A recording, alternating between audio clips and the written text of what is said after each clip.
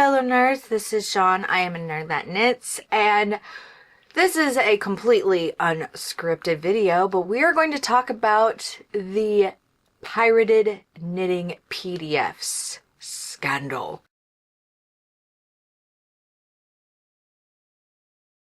So it is January 27th. It is my sister's birthday, so happy birthday! You know who you are.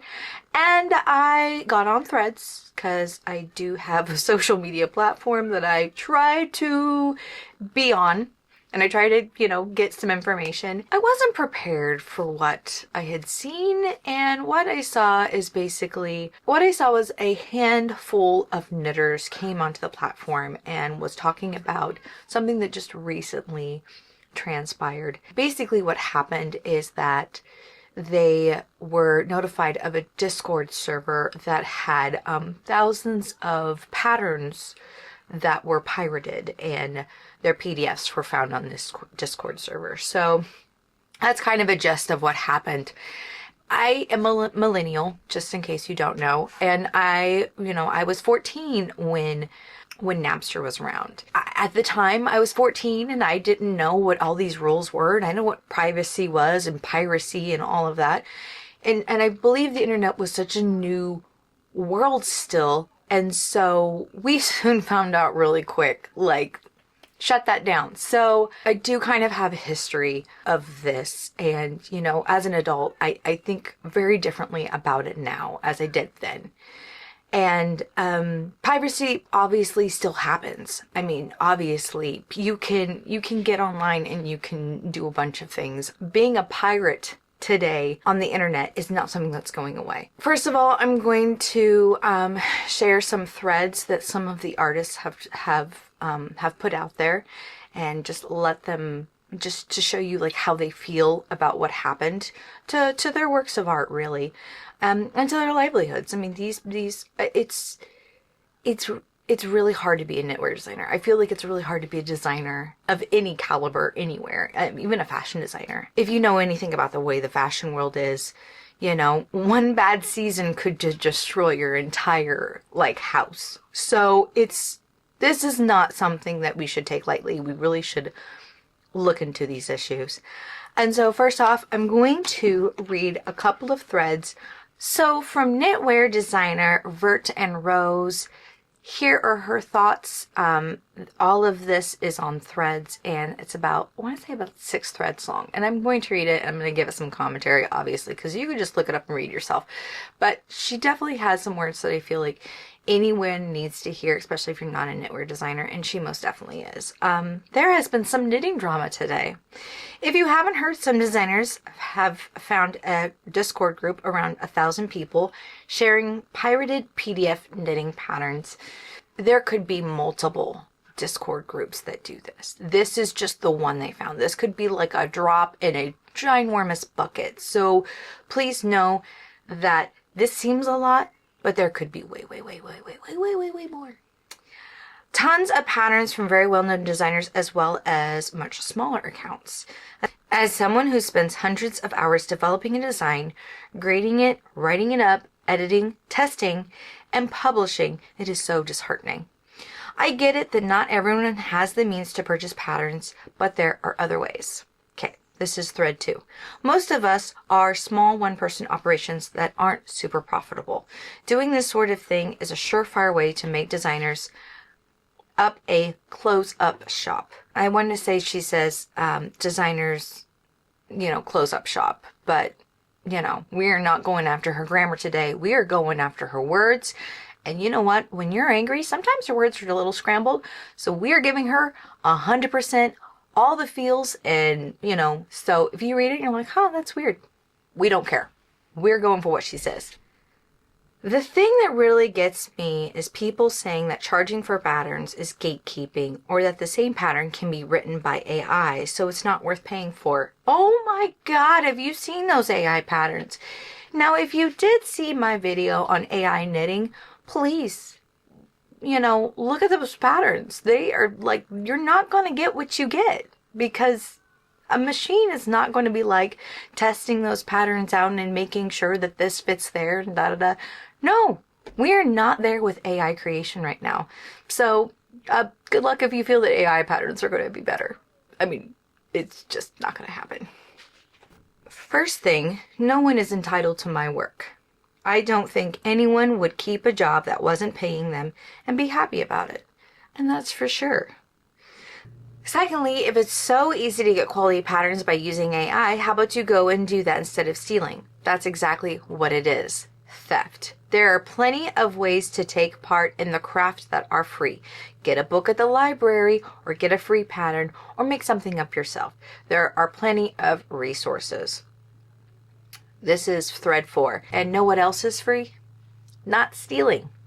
If you're a part of the community that shares patterns that aren't yours to share or agrees with these practices, let me know below and other designers can block you.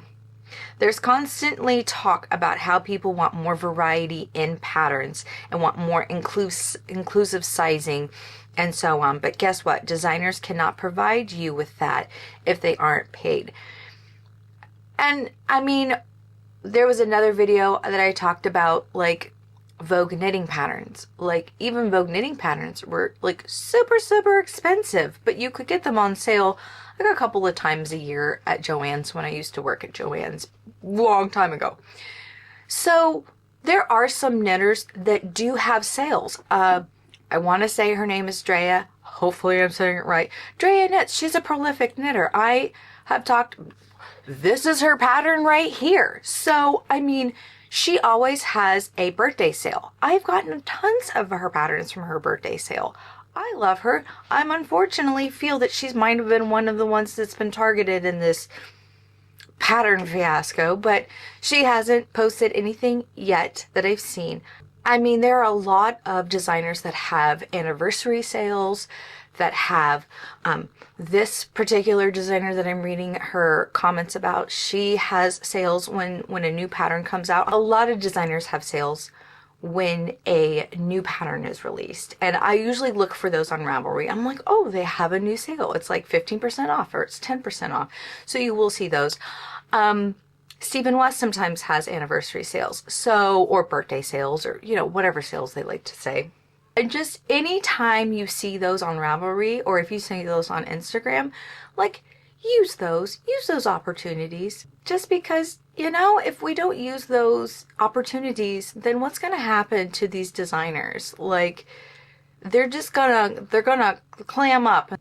Maybe they won't. Maybe they'll stop creating. Maybe they'll stop designing. I mean, that's the problem. We don't want our designers to stop designing knitwear. And, there was a commenter that was saying, oh, just use our DNF programming. Okay, so as I understand that DNF program is basically like some safeguard software that you can put. And once again, I was talking about this kind of sort of thing in AI knitting when a lot of these graphic designers were kind of putting this kind of poisoned screen on top of their artwork, so it wouldn't, if it did get copyrighted or if it did get like stolen from them, it would kind of obscure the picture.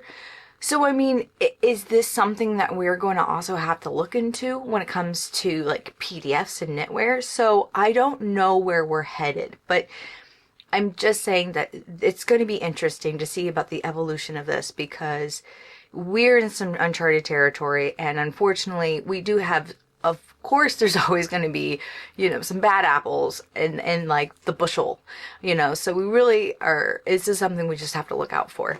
So I'm going to continue on with her thoughts. It's so easy to be a faceless thief on the internet, but I very much doubt that the same people would be so quick to do the same in public. To wrap this up on a more positive note, thank you to anyone who supports me, buys patterns, or interacts with me online. I really appreciate it, and all you kind-hearted souls make it possible for me to keep doing this. I will try my best to make my patterns accessible.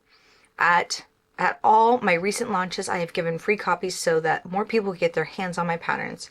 I hope that the vibes I put out there make their way back to me. Heart, heart. Talking about this topic is Star-Crossed Knits. This was about 10 hours ago on Threads. Don't know her patterns off the top of my head. I do know her patterns. In fact, this particular pattern I'm so excited to make.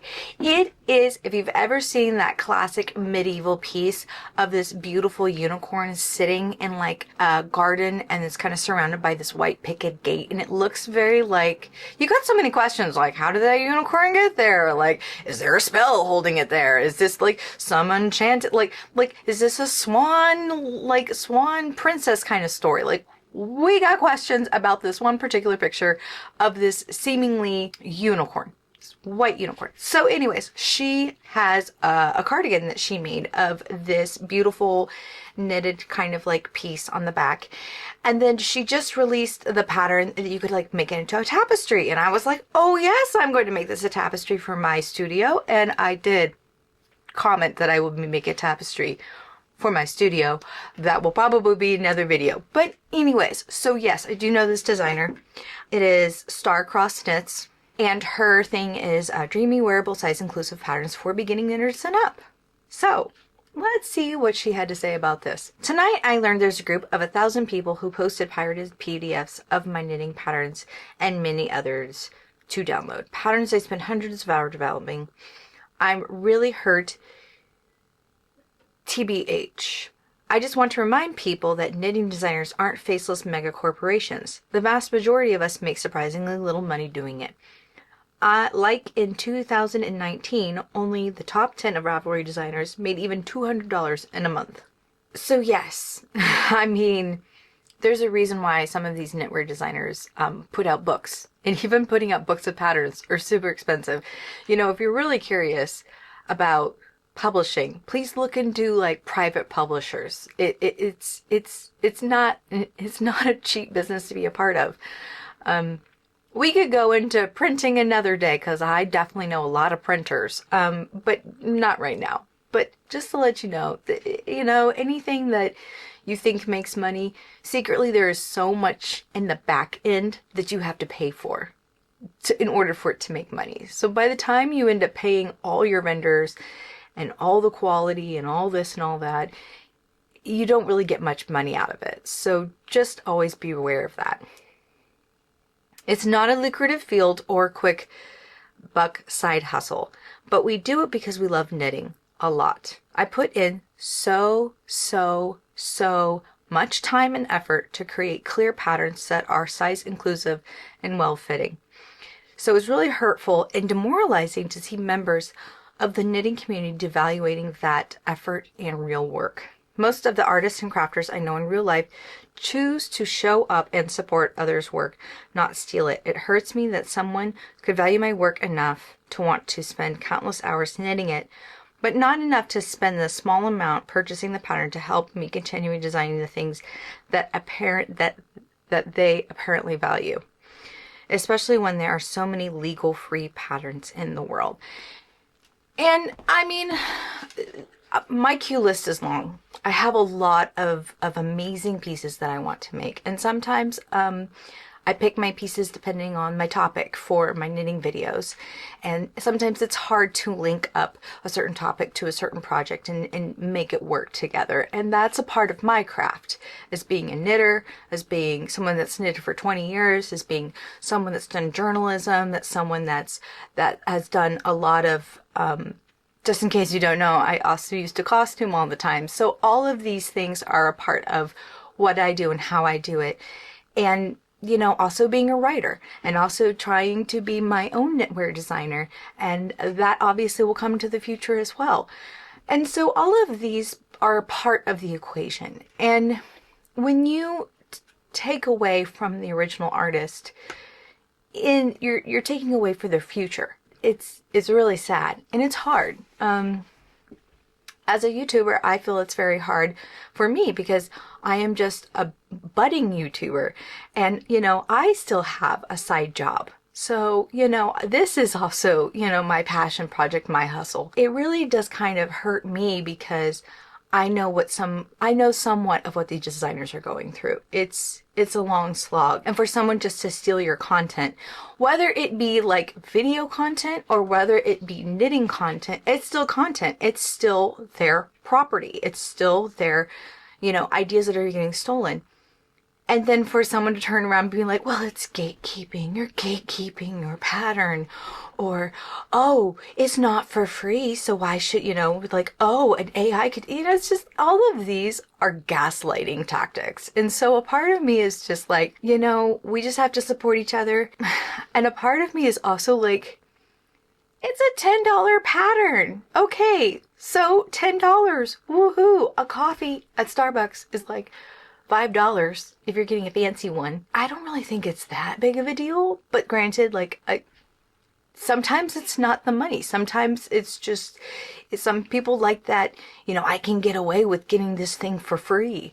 So I don't know. I don't really know how I feel about it. I don't really know how to answer these issues, and I don't really know how to talk about these problems, but they are problems. And if we continue to not talk about it and not try to find solutions, then we might be facing an issue with people that will not want to do knitwear design anymore. And to me, I feel that that's the bigger issue.